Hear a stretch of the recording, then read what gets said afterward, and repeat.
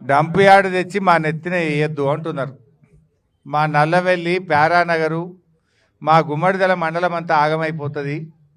ఆ dump yard ఇక్కడ వేస్తే మా భూగర్భ జలాలు కలుషితమైపోతాయి, ఈ చుట్టుపక్కల పర్యావరణం దెబ్బతింటుంది, మా పిల్లల ఆరోగ్యాలు దెబ్బతింటాయి, మాకు లేని రోగాలు వస్తాయి. ఆ నర్సాపూర్ చెరువు ఇవాళ పర్యాటకానికి చిరునామాగా ఉన్నటువంటి నర్సాపూర్ చెరువు రేపు పూర్తిగా కలుషితమైపోతుంది. మాకు ఈ గుమ్మడిదల మండలమే ఆగమవుతుంది కనుక ఈ డంప్ యార్డు వద్దు అని మీరు అంటున్నారు.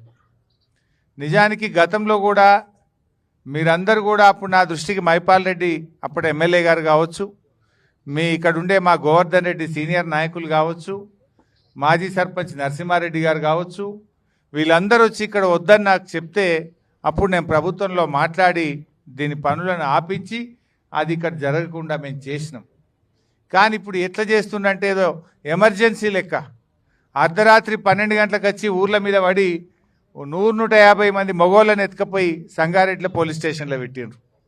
ఒకటేసారి దొంగలు ఊరి మీద పడ్డట్టు 1000 మంది పోలీసు వాళ్ళు, 400-500 టిప్పర్లు రాత్రికి రాత్రి పనులు చేసి ఈ మొత్తానికి ఈ డంప్ యార్డ్ను పెట్టేటువంటి ఒక కుట్రను ఈ కాంగ్రెస్ ప్రభుత్వం చేస్తూ ఉంది. మీరు ఎక్కడైనా ఊర్లు లేని కాడ, ప్రజలు లేని కాడ, ఎవరికి ఇబ్బంది లేని కాడ పెట్టాలి.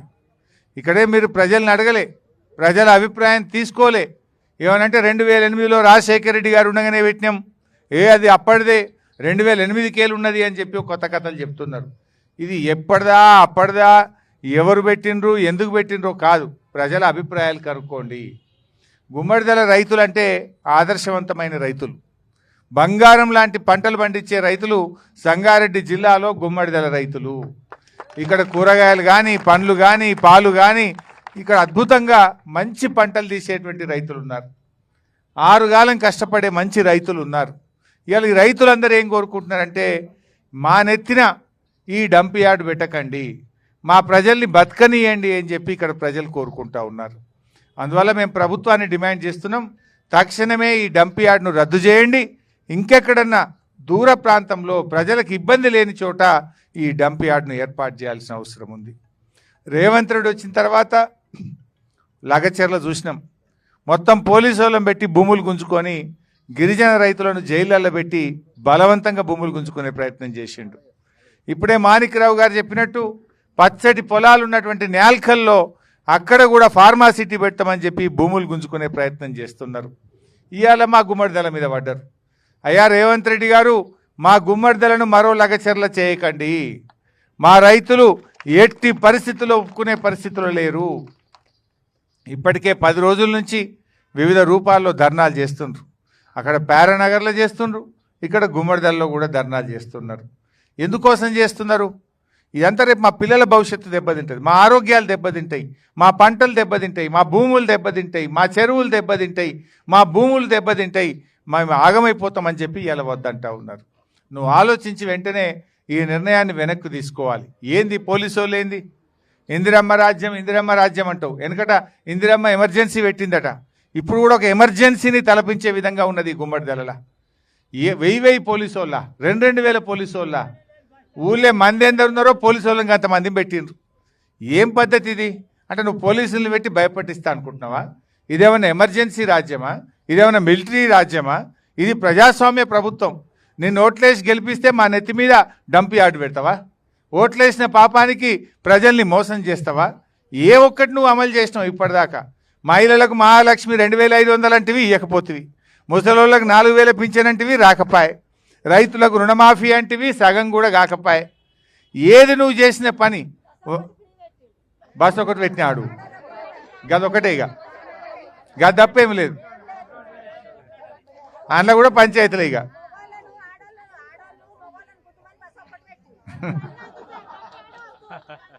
సో ఈ రకంగా ప్రజల్ని ఇబ్బంది పెడుతున్నావు.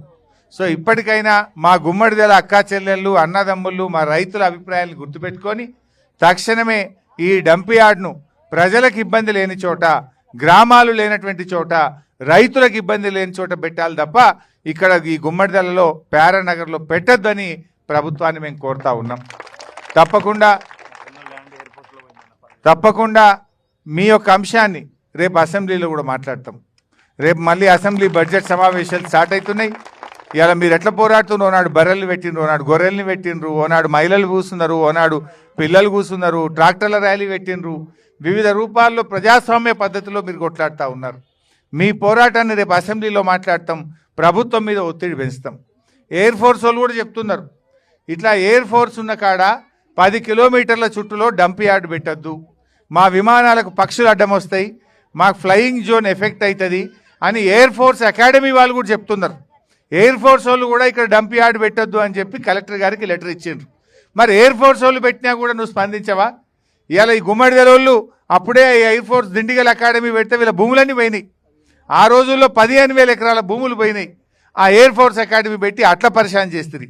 ఇప్పుడు మళ్ళా డంప్ యార్డ్ పెట్టి ఉన్నోళ్ళను బతకనియకుండా ఇట్లా పరిశాన్ చేయబడుతుంది.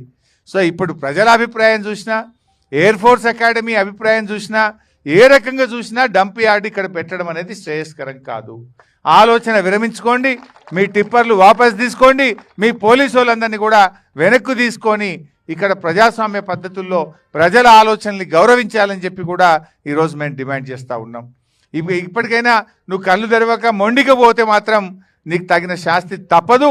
రేపు మరి నువ్వేం శాశ్వతం కాదు, నువ్వేం పర్మనెంట్ కాదు. కానీ ఇట్లా నువ్వు నీ చేతుల అధికారం ఉందని పోలీసు వాళ్ళని పెట్టో, మిలిటరీని పెట్టో బలవంతంగా పనిచేయదు. కోర్టు ఆర్డర్ ఇచ్చింది కదా, కోర్టు ఆర్డర్ ఇచ్చినాకనే బుద్ధి రాదా నీకు? హైకోర్టు చెప్పినాక కూడా పనులు ఎట్లా కొనసాగిస్తావు? హైకోర్టు పనులు ఆపండి అని చెప్పింది, ఒక్కసారి కాదు 2 సార్లు చెప్పింది. ఇవాళ కోర్టు చెప్పిన తర్వాత మీరు పనులు ఎట్లా ఎందుకు ఆపరు? పనులు ఎట్లా కొనసాగిస్తారు? మీరు ఇంకా బోర్లు వేస్తున్నారు అక్కడ, ఇంకా రోడ్లు వేస్తున్నారు అక్కడ. ఎట్లా రోడ్ వేస్తారు? హైకోర్టు యాజ్ ఇట్ ఈజ్ ఆపండి, సర్వే చేయండి, ప్రజల అభిప్రాయాలు తీసుకోండి, ఈ ఎయిర్ ఫోర్స్ అకాడమీ ఇచ్చిన అభిప్రాయాన్ని దృష్టిలో పెట్టుకోండి అని కోర్టు చెప్పినాక కూడా మీరు ఇంకా కూడా రోడ్లు వేస్తూ ఉన్నారు. తక్షణమే ఆ రోడ్డు పనులు ఆపాలి. నేను అడుగుతున్న జిల్లా కలెక్టర్ గారిని, రేపు మీరే బాధ్యత వహించాల్సి ఉంటుంది. రేపు కోర్టు నిన్నే హైకోర్టుకు పిలుస్తుంది. రేపు కలెక్టర్గా హైకోర్టు ఆర్డర్ను అమలు చేయకపోతే ఆ బాధ్యత కలెక్టర్ గారి మీదనే ఉంటుంది. నేను హెచ్చరిస్తా ఉన్న సంగారెడ్డి జిల్లా కలెక్టర్ను, హైకోర్టు ఉత్తర్వులను గౌరవించండి, ఆ రోడ్డు పనులను వెంటనే ఆపాలని చెప్పి నేను జిల్లా కలెక్టర్ గారిని హెచ్చరిస్తా ఉన్నా. అదేవిధంగా జిహెచ్ఎంసీ కమిషనర్ గారు, రేపు మీరు కూడా రెస్పాన్సిబుల్ అవుతారు. బలవంతంగా మీరు పనులు జరిపి ఈ ప్రజల్ని ఇబ్బంది పెట్టద్దు. రేపు హైకోర్టులో మీరు బోన్లో నిలబడాల్సిన పరిస్థితి వస్తుంది. జిహెచ్ఎంసీ కమిషనర్ కానీ, అదేవిధంగా జిల్లా కలెక్టర్ గారు కానీ రేపు కోర్టుకు కూడా పోవాల్సి వస్తుంది. జాగ్రత్త అని చెప్పి కూడా జిల్లా కలెక్టర్ను, జిహెచ్ఎంసీ కమిషనర్ గారిని కూడా నేను హెచ్చరిస్తా ఉన్నా. కోర్టు ఉత్తర్వులను గౌరవించండి, దయచేసి రోడ్డు పనులు ఆపండి, ఇక్కడున్న టిప్పర్లను పోలీసు వాళ్ళందరినీ కూడా వెనక్కు తీసుకొని పోవాలని చెప్పి కూడా నేను ఈ సందర్భంగా కోరుతా ఉన్నా. ఈ రకంగా మీరు ఇంకా ఇబ్బంది పెట్టే పని చేయకండి. ఇవాళ మహిళలు, ఇంతమంది మహిళలు ఎవరో చెప్తేనో, రాజకీయ పార్టీ చెప్తేనో వస్తే ధర్నా చేసిన వాళ్ళు కాదు. స్వచ్ఛందంగా ఈ మహిళలందరూ కూడా తమ భవిష్యత్తు కోసం, తమ పిల్లల భవిష్యత్తు కోసం మాకు ఈ డంప్ యార్డ్ వద్దని చెప్పి కొట్లాడుతూ ఉన్నారు. ఇది రాజకీయాలతో ముడిపెట్టే పరిస్థితి కాదు. నిజాయితీగా మహిళలు, అన్ని వర్గాల ప్రజలు, అన్ని పార్టీల రైతులు అందరూ కలిసి ఈ డంప్ యార్డ్ మాకు వద్దని మాట్లాడుతున్నప్పుడు ప్రభుత్వం దిగిరావాలి, ఈ డంప్ యార్డ్ పనులు నిలిపివేయాలని చెప్పి నేను రేవంత్ రెడ్డిని డిమాండ్ చేస్తున్నా.